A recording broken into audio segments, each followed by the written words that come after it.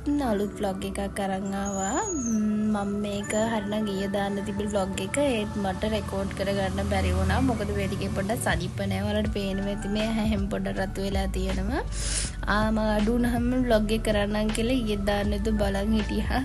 ඒත් අඩු වෙන පාටක් නැහැ. හින්දා අද රෙකෝඩ් කරන්නම් කියලා හිතුවා.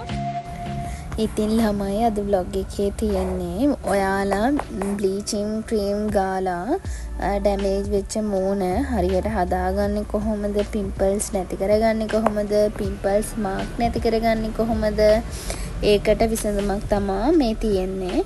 මොකද මමත් කලින් බ්ලීචින් ක්‍රීම් එකක් යූස් කරලා ඒ දේවල් වලට මුහුණ දීපු කෙනෙක්. මගේත් ෆේස් එකේ ගොඩාක් පිම්පල්ස් ආවා, පිම්පල්ස් මාර්ක් තිබ්බා.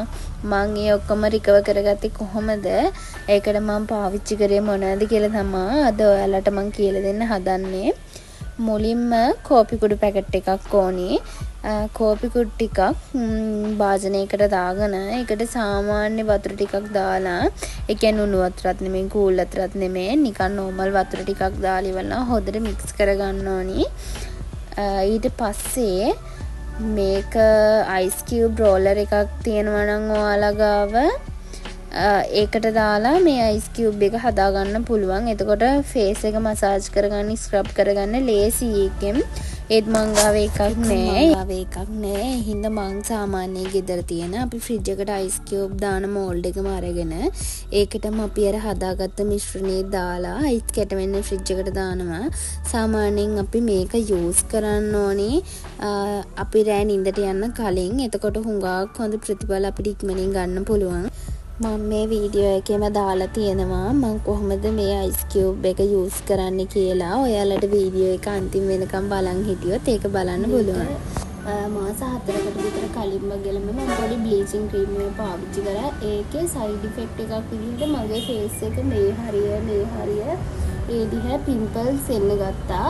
ඊපස්සේම ඇවිල්ලා මම ඒවා කඩලා අන්තිමට පිම්පල්ස් මාර්ක් හිටලා ෆේස් එක ගොඩක් ඩැමේජ් වුණා. මම ඔයාලට පෙන්නන්න මම මොකද යූස් කරු බ්ලීචින් ක්‍රීම් එක කියලා. මේ තියෙන්නේ නේම් එක පේනවා ඇති ඔයාලට. පේනව නේද? මේක තමයි මොකද්ද මේකේ නේම් එක ෆ්‍රෙෂ් ඇන්ඩ් ක්ලියර් කියලා තියෙන්නේ. මේක ඉවරයි දැන් මම මේන් කාලා තිබ්බ හින්දා ඒක ඉවරයි.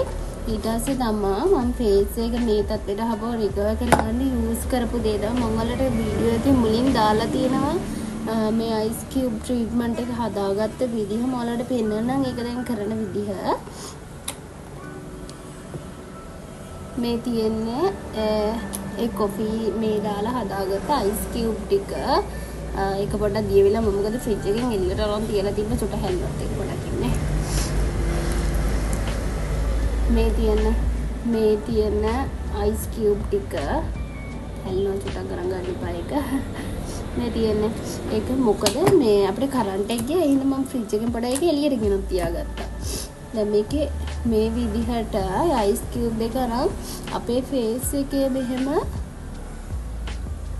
මේ හොඳට ඇප්ලයි කරන්න ඕනේ මේක. ඒ කියන්නේ අපි නිදා ගන්න කොහොමද පැයකට විතර කලින් වගේ මේක හැමදාම රැයට ඇප්ලයි කරන්න ඕනි. ඒ කියන්නේ මම නම් සාමාන්‍යයෙන් මේක ඇප්ලයි කරලා ඉවර වෙලා රැට නිදාගද්දී ඇලෝවෙරා ජෙල් එක තමයි ගාලා නිදාගන්නේ. බලන්න හිතනවා ඔයාලට හොඳට පේනවා ඇති මේක මේ විදිහට ඇඟිලි දෙකකින් අල්ලන් හොඳට ඒ පිම්පල්ස් තියෙන තැන්වල හොඳට මේ ස්ක්‍රබ් කරන්න ඕනේ මෙන්න මේ විදිහට. පොඩ්ඩක් සනීපත් නේ වොයිස් එක තව ලෙග් ගණන් ගන්න බලමයි. ඔයාලගේ මූණේ පිම්පල්ස් මාර්ක් තියෙනවා නම් ක්‍රීම් එක යූස් කරලා කමක් නැහැ. හැබැයි ඔයාගේ මූණේ තව පිම්පල්ස් තියෙනවා නම් ක්‍රීම් යූස් කරන්න එපා පිම්පල්ස් ටික අඩු වෙනකම්. මම කියන්නේ ඔයාලට පුළුවන් නම් මේ අයිස් කියුබ් ටිකෙන් ස්ක්‍රබ් කරලා ඉවර වෙලා ඇලෝවෙරා ජෙල් ටිකක් ගාලා ඔයාලා කොහොමවත් සති 2කමාරක් විතර වගේ යූස් කරලා බලන්න. මම හිතනවා ෂුවර් එකටම අනිවාර්යෙන් ඔයාලගේ ෆේස් එකේ තියෙන පිම්පල්ස් ටික, පිම්පල්ස් මාර්ක් ටික ඔක්කොම ටික හරියයි කියලා. ඉතින් ළමයි අදට වීඩියෝ එකේ ගිහින් එන්නම්. මොකද මේක වීඩියෝ කරගත්තේ තමාරුයි පොඩ්ඩක් සනීප නැති හින්දා.